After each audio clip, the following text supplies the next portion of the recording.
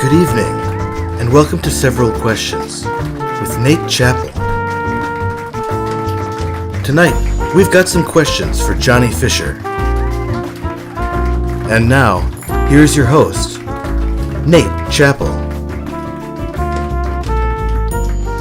Hello, welcome to Several Questions with Nate Chappell. Thank you for joining us tonight. I am the Nate Chappell in question, and us is mostly just me. I mean, Viv and Wes live here too, but I'm not even sure they know this is happening.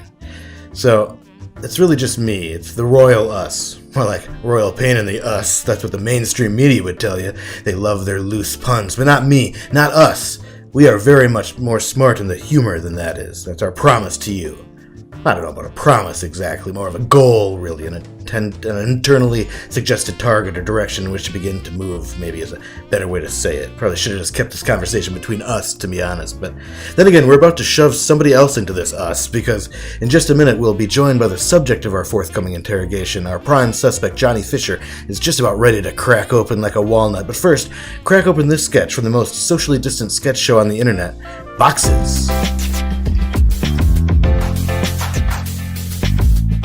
Are you hearing an echo at all? Are you hearing an echo at all? Are you hearing an echo at all? Are you hearing an echo at all? Are you hearing an echo at all? Are you hearing an echo at all? Are you hearing an echo at all? Are you hearing an echo at all? Are you hearing an echo at all? Are you hearing an echo at all? Yeah.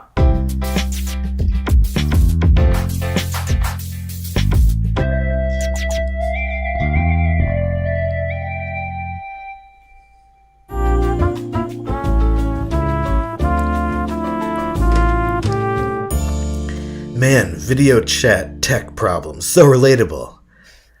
So, the way Several Questions work, well, I'll try to break it down this way. I guess, generally, I'm going to ask questions, and there's going to be several of them. That's the main thing to remember. I mean, it's right in the name. And speaking of names, it's almost time to say the name of tonight's guest. In fact, 3, 2, 1, Johnny Fisher. Hey, Johnny. Hey, everybody. So, I've created I'm talking to you at home now. I know it's difficult to tell with the eye line, but Johnny already knows all this. So I've created a very silly list of 100 very secret questions, and Johnny has blindly chosen several numbers between 1 and 100 that will determine his questions. So if this breaks bad, Johnny's the only one we'll all boo at, okay? At whom we'll all boo, I mean. All right, Johnny, you ready to A some cues? Yeah. All right. So, I'm going to go through these in no particular order. They might be in numerical order, but they're not necessarily, okay? Might be top to bottom, and they might not be. Number 1, you selected. What's better, knees or ankles? Knees. Why? Oh, you can sit on them, stand on them, and walk on them. Okay. You can't walk on your ankles. Can't walk on your ankles? That's true. That would hurt. If you're walking on your ankles, you got problems. That's true, yeah. Though, honestly, if you're walking on your knees, you might have problems too. Right? Or not? Yeah, more than likely. You're going to get problems. Well, but yeah, you're going to get problems. You ever worn knee pads for any reason? Yes. For what reason? Tiling floor and roofing. And just around the warehouse. I thought you were going to say just around the house. Yeah. So not just around the house. No, yeah. I've never really worn knee pads. It always looked nice, though. I just feel like every time I would have needed them, it just never would have been for long enough to justify that kind of purchase. Yeah, I think a knee pad is better than a knee, like a pad, not not one that you wrap around your knee, but just a thick pad that you place underneath. Oh, I see. Yeah, a kneeling pad. It's not quite as cool looking. You don't look like a stormtrooper. Hmm. All right. Number 10. Do you believe in magic? Yes. Full stop.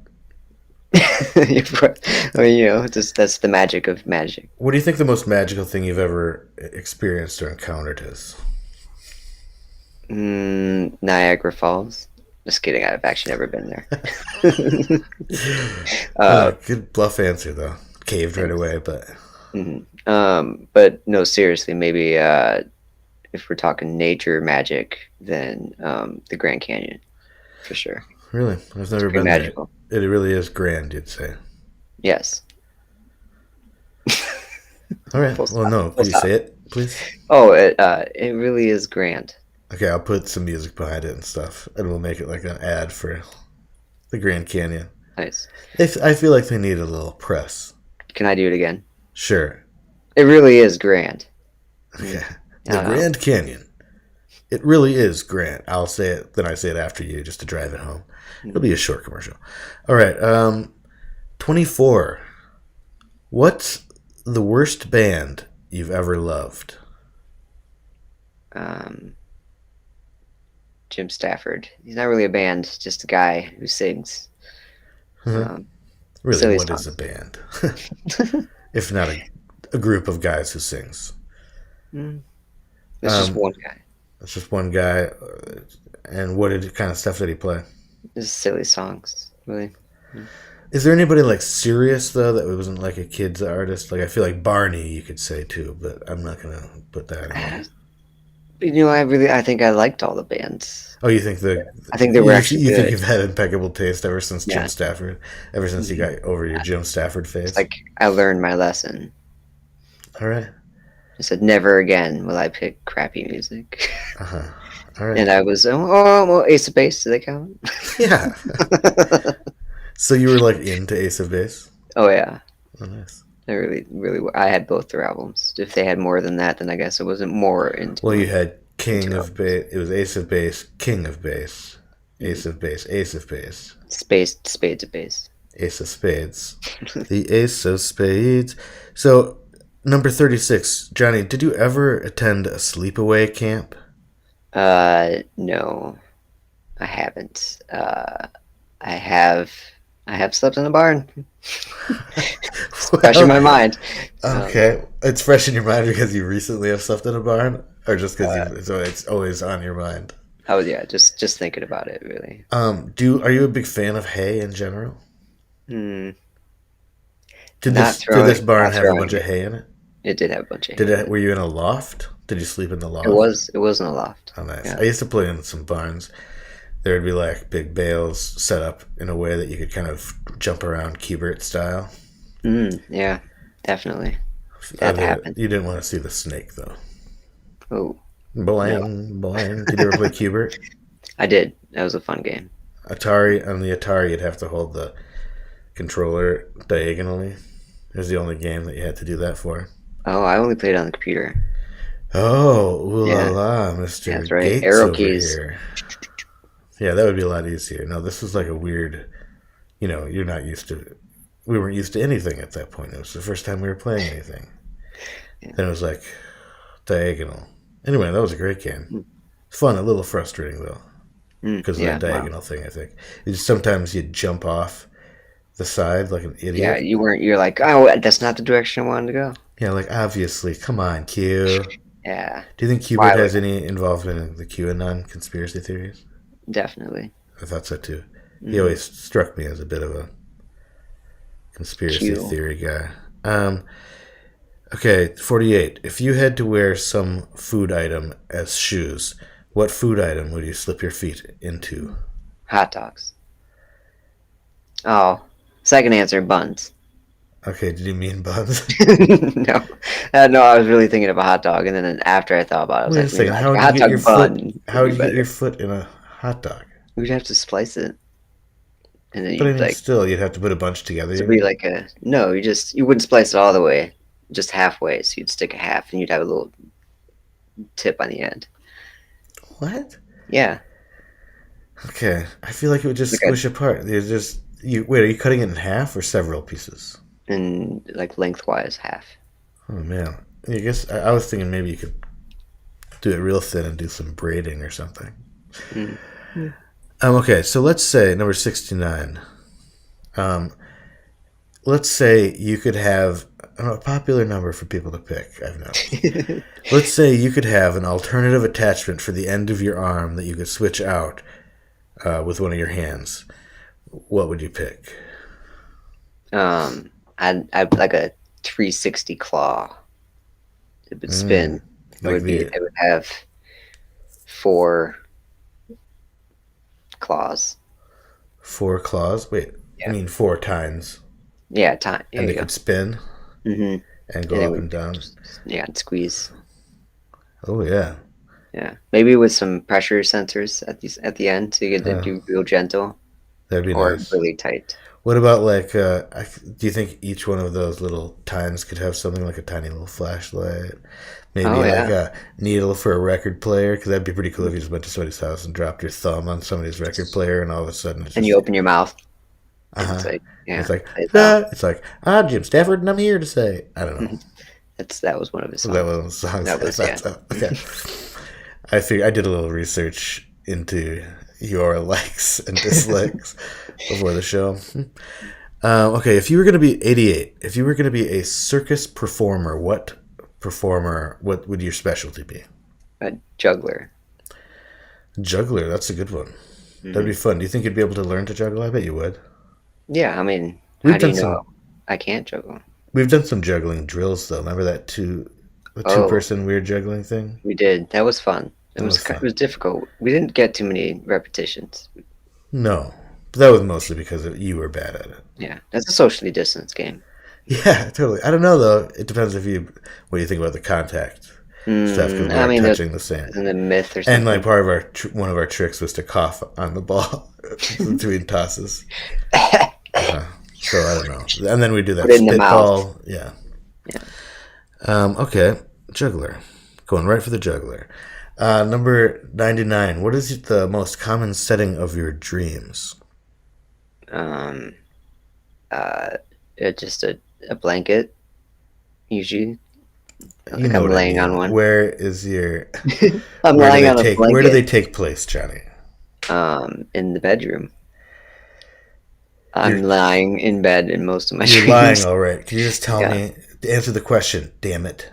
No, I mean I dream of myself sleeping. Oh, really? Yeah. No, I mean I guess I really don't remember my dreams. Oh. So. Okay. I just assume that I dream of myself sleeping. I'm just like. That's all you can imagine. Yeah. Stop. Oh, he looks so peaceful. Oh, all right. Okay. So what's one article of clothing that you've always wanted to be able to pull off but never quite have? Some of those lift shoes, like back in the 70s when you're on the platform. Oh, boots. Yeah. There we go. Some fish. Did you want that because you thought it was cool, or because it would make you taller? Well, both. I guess that's the same thing, isn't it? Oh, that bell means that's all the time we have for this section of the show. Thank you, John, for your thoughtful answers. They've made me wonder if I ever really knew you at all, or if our entire friendship has been based on lies. You know what? Probably not.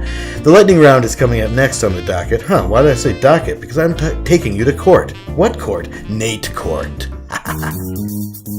What you're about to witness is a TV judge show. The cases are real, the gavel is a croquet mallet, and the judgments are final. Judge Nate is not an actor. They said he didn't have the right look. You be the judge, but not here, because this is Nate Court.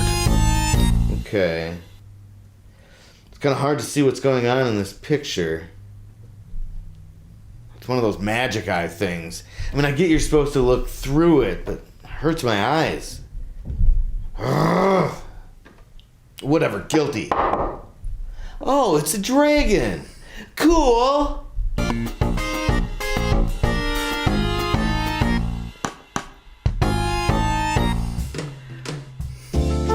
Not all judges wear capes, let's remember that.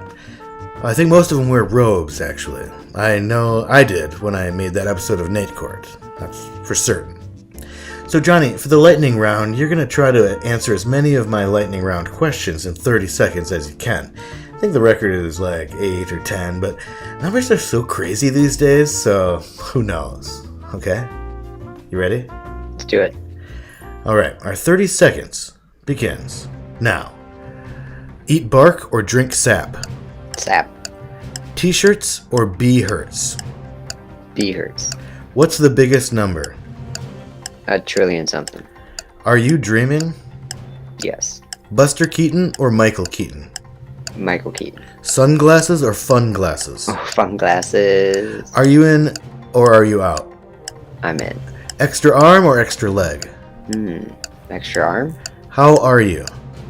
Good. Lights on or off? On.